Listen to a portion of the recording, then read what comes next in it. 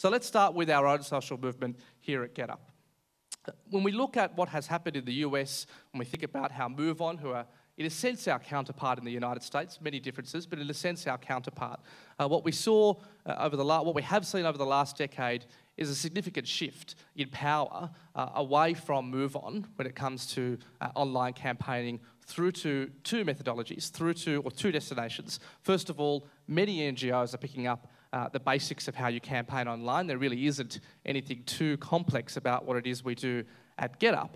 But secondly, and more interestingly, we're seeing identity movements begin to form and cement their relationships using these types of technologies. And we see in Australia two identity movements which we think will be very powerful in the use of online technologies in the near future. And that is movements of people of faith. They're, of course, organised in many parts of this country through churches and other places of religious worship around the country. We see great opportunities in the progressive community to partner with people of faith and build online and offline social movements that are linked within the broader progressive church, if you like. And we also see another great opportunity in the reinvigoration of a women's movement in this country, which is absolutely crucial to our future. Beyond these kinds of identity social movements, where we think the kind of organising that GetUp does will be extended to in the next few years, we also see a future, as we've learned from the US, where the kinds of tools and technologies we use are handed out to the masses, where in fact anybody can start a GetUp-style campaign and anybody can be successful in doing that. And this is a future I think we want, because we actually want people who are within communities, people who are speaking to other groups of people, to be mobilising people and bringing people into the progressive tent. Not necessarily intentionally, not with the intention of bringing people into the progressive community, but done so on the back of issues, because that is how we know people campaign and people think about politics in this country. And we think this will work. I mean, if we take an example of the last fortnight, just over 5,000 people have gotten in touch with GetUp through the different avenues that exist to suggest campaigns. It's an extraordinary number that we simply can't service, with over basically about 2,000 to 3,000 people each week contacting us with ideas for what they'd like us to do next, particularly around campaign suggestions. The only answer is to provide our technology and our intellectual property to the masses, to actually understand our own comparative advantage and make sure that we are providing scale to this movement, rather than the only place where online campaigns may take place. But, of course, in addition to this, I think we've also got to think about new targets, new places where we can elicit our power and use our power. As an example, and I'll only give a bit of information about this because it is a somewhat confidential example. In the last few months, there was an Australian company who was going to take part in a campaign largely against the federal government off the back of an issue that they cared about. And what this particular company received 27 complaints, just 27 complaints into its headquarters from various consumers. And that was enough to make them pull out. 27 contacts was enough to get them to pull out. There is clearly an enormous area of untapped potential in this country. Corporations are making huge decisions, and while, of course, as progressives, we want to enact regulation where there are market failures, sometimes the best strategy won't be to always ask government to do that. Sometimes the best strategy, once we have scale, and I believe we have that certainly at the GetUp movement now, will be to go out there and create our own change. And this is nothing new in the way of corporate campaigning. It's not necessarily something in and of itself that is new.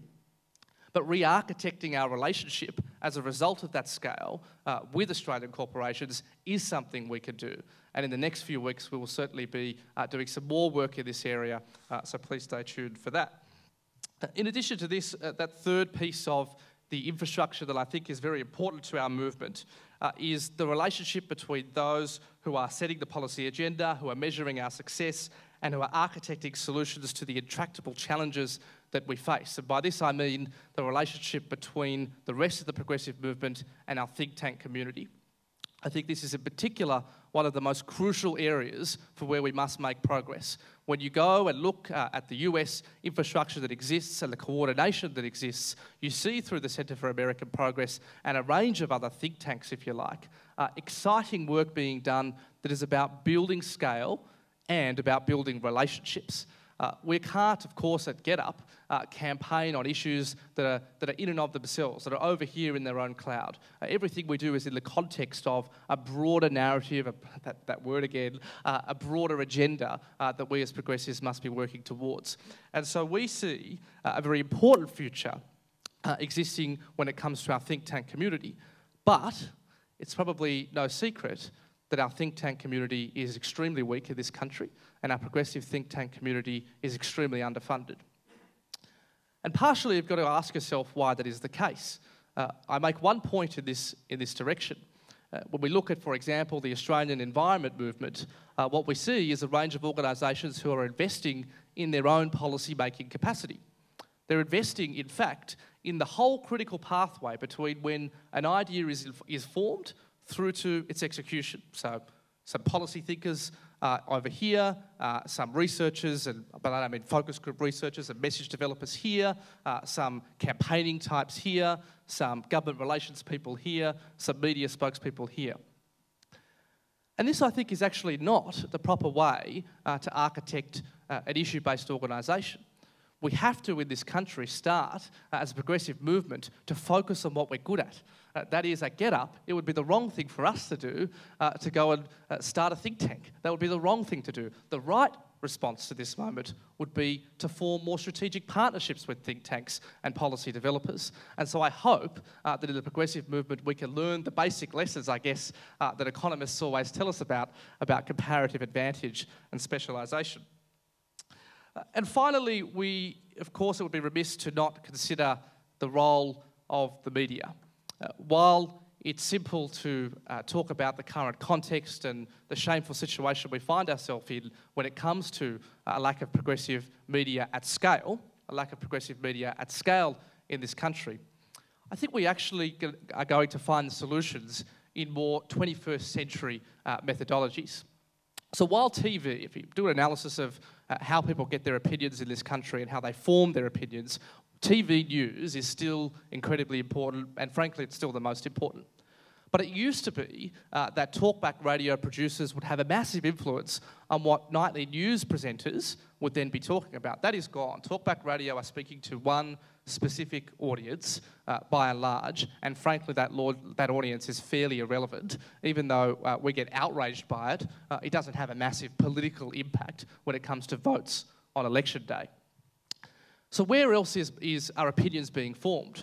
Well, in the last few years, there's been a massive growth in people's opinions being formed online. And that statement is obvious in and of itself. But now I'm told that there are around 400 opinion pieces written and published every single day in this country. Over 400 pieces. And so our answer must be to look in this area because people beyond TV are very much looking to the opinion cycle rather than traditional news journalism to form their opinion. And of course, in the opinion cycle, anything goes. The rules of journalism have been thrown out. And so if that's the case, I think as progressives, we've got to think about how we can own and dominate that opinion cycle. So when we think about progressive media, rather than thinking about how we might replicate the Age around the country or try and get the Fairfax papers to return to where they once were, I think that is a lost cause. And I think the answer is about understanding how people are forming their opinions in the 21st century.